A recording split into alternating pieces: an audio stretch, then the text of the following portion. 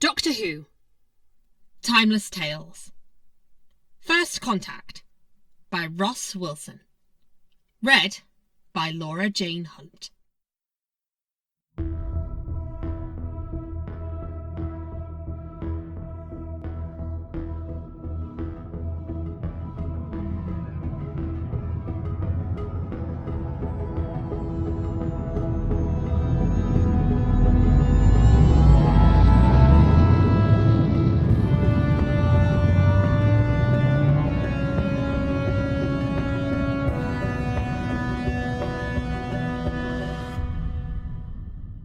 Morgan Reeves was on her way to another world. She was sitting inside the command centre of the Lambert, a mind-bogglingly massive spaceship full of cryogenically frozen colonists, and she was on her way to another world. It doesn't get much more exciting than this, people had told her, and she'd smiled and nodded in agreement. But now, sitting there in that command centre, surrounded by data screens and desks full of near-identical buttons and switches, Morgan Reeves felt anything but excited. It was nothing like she'd expected. There weren't even any windows. People had told her that once you're in space, you don't actually see that many stars. She'd been looking forward to proving those people wrong. Then she found out there were no windows. The trip was going to be a long one, 150 years at least, so all the colonists had to be put in suspended animation. This meant most of the ship's systems were automated, although the idea of having tens of thousands of unconscious people being flown around in an unsupervised computer made a lot of people nervous. So it was decided that at least one person would be awake and on duty at all times. And right now, it was Morgan's turn. All she had to do was sit around and wake up the maintenance crew if any alarms started blaring. 3 days of sitting around, listening out for alarms. Of course, days didn't really exist in the middle of space, so the crew had to follow the ship's energy cycles, which, annoyingly, lasted 23 hours.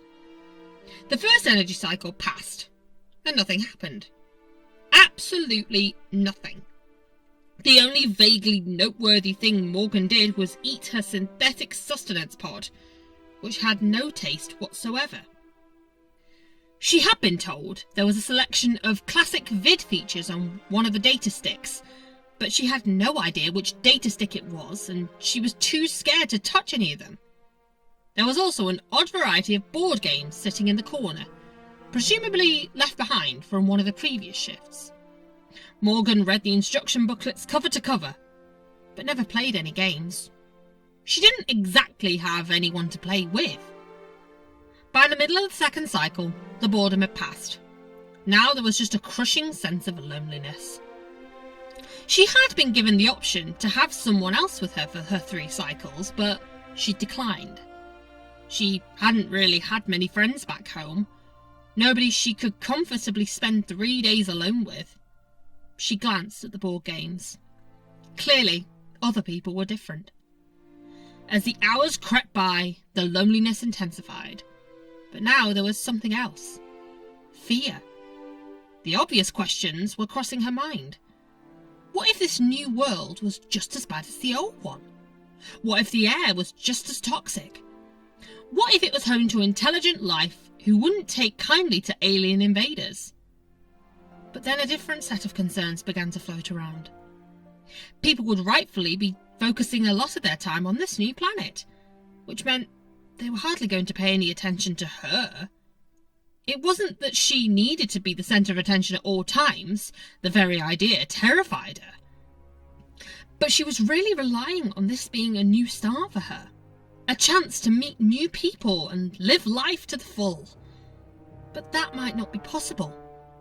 They would have to rebuild everything from the ground up, and that wasn't an easy feat. Society had become so hateful and divided back home. What was to say things would change? Situations like this were ripe for conflict. And colonising a planet takes a lot of work, and every single person would be needed. But what good would Morgan Reeves do? She'd just be a dead weight, eating all the food and using all the energy without giving anything back. A hindrance. Everyone would hate her. They should have left her behind. A small light on one of the consoles began to flash. Then another. And another. Screens flickered into life. Alarms began to sound. Some soft, some piercing. Morgan almost fell off of her chair. Something was happening. Something was going terribly, terribly wrong. She had to wake the maintenance crew. She had to do something. And then it all stopped. The lights stopped flashing. The command centre fell silent. Morgan looked at the screens, each one full of technobabble she'd never be able to decipher. But there were lots of greens, lots of 100%s, which seemed to suggest that everything was fine. How could everything possibly be fine? Was all that just some glitch? Morgan stood still. She must have stood there for a good few minutes, no idea what to do. Maybe she should wake the maintenance crew, just to be on the safe side, or maybe she should... Morgan didn't move. She didn't even jump. Somehow, she felt like she'd been expecting that. Or maybe she'd been hoping. Either way, it had happened. Someone else was awake. And they were right outside of the command centre. Morgan stared at the door. How had this person woken up? How long had they been awake for? Questions, questions, always questions, never answers. Just once in her life, Morgan wished she could have some answers. She felt herself edging towards the door control. For once, an answer was in reach. Just open the door and everything would become clear. Hopefully. She extended a finger.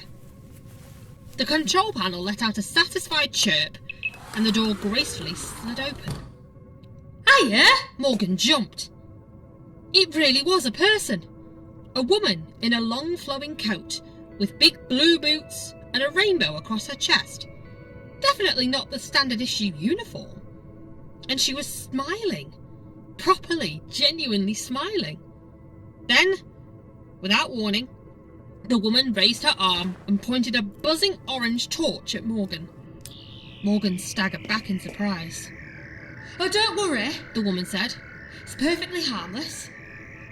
She switched off the torch and examined it, scrunching up her face as she did so. Human! Oh, I love a human, she exclaimed. Nice to meet you. I'm the doctor.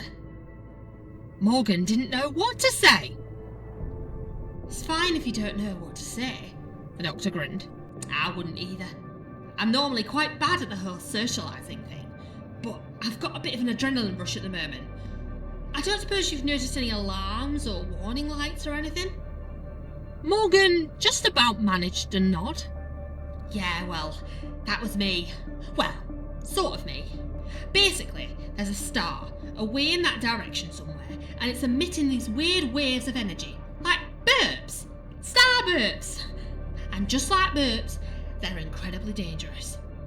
I saw one was heading for your ship and I thought, I'd best pop on board, make sure it didn't cause too much chaos. And it would have done, had I not been here. Aircon, navigation, life support, all kaput. But I managed to work some magic, and I think everything should be fine now. Not looking for any thanks, just letting you know. Morgan again found herself unsure of how to respond. The Lambert. Lovely big thing, isn't it? The doctor continued. I suppose it must be your turn to sit up and babysit all the computers. Must get lonely, no? The doctor glanced around the command centre. Her eyes rested on the board games. Chess! I used to be great at chess. Sort of lost the knack recently. Do you play? Morgan gave a modest shrug. She loved chess. Her parents had bought her a chess computer for her 7th birthday, and it felt like almost every week she'd have to beg one of her dads to run out and buy some more power cells. She'd never actually played with a real person before. You could give me a crash course, if you fancy. Or we could play a Scrabble. I know lots of words, in lots of languages. I can make an 8-letter word out of just G's and X's. Don't ask me to pronounce it though. I've only got one mouth. Morgan found herself chuckling. This woman was weird. Properly strange. Am I going to have to stand in this doorway forever? I can come inside if you want. I'm not a vampire, by the way. I don't need an invitation, but I like to know that I'm actually wanted. Or I can go, if you'd rather that. No, Morgan said. She paused for a second. She'd spoken. She'd said something. It was an unfamiliar sensation. Her voice was dry and croaky, but for the first time in a while, she actually wanted to speak. Come in, she said. The doctor smiled the most sincere smile Morgan had ever seen. She thrust a little torch into her pocket and came bounding into the command centre like an excited puppy. Morgan watched as she ran to the Scrabble set, drew off the lid, and began fishing around for the G's and X's. Morgan considered for a moment. This woman, if she was telling the truth, had just showed up from out of nowhere, casually saved the lives of tens of thousands of people, and was now trying to play Scrabble. Morgan had never met anyone like her. She looked human, but what if she wasn't? She could be an alien. That would explain how she got here. But if she was, why was she so friendly? None of it made sense, but Morgan realised that she didn't actually care. As the doctor gestured for Morgan to come and join her, Morgan found herself smiling again. As far as she was concerned, it didn't get any more exciting than this.